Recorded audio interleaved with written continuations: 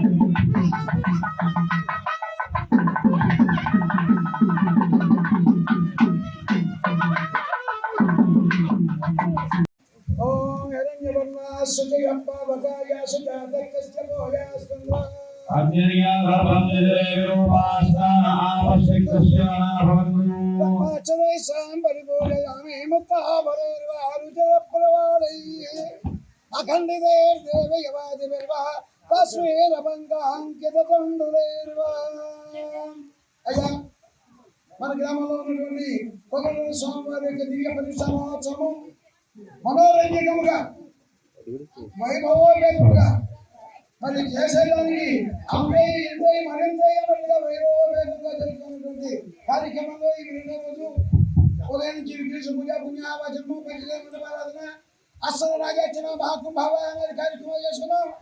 ఇప్పుడు క్షీరాల కోసం అనేటువంటి కార్యక్రమం జరుగుతుంది.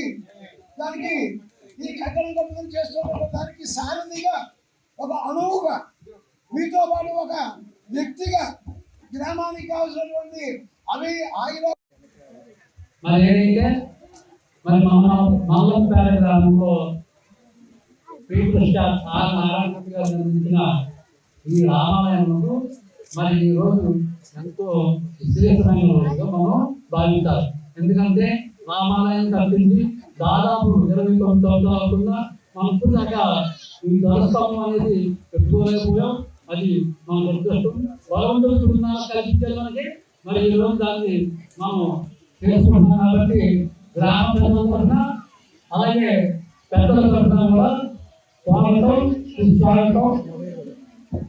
వారి యొక్క శ్రీరామనవమి పురస్కరించుకుని మరి రేపు ఆదివారం వచ్చే 6వ తారీఖు కోదండ రామస్వామి వారి యొక్క దివ్య కళ్యాణ మహోత్సవము భక్తకోట 50 మందిని ఇచ్చేసి స్వామివారి యొక్క కృపకి పాత్రలు కావాలని కోరుకుంటున్నాం.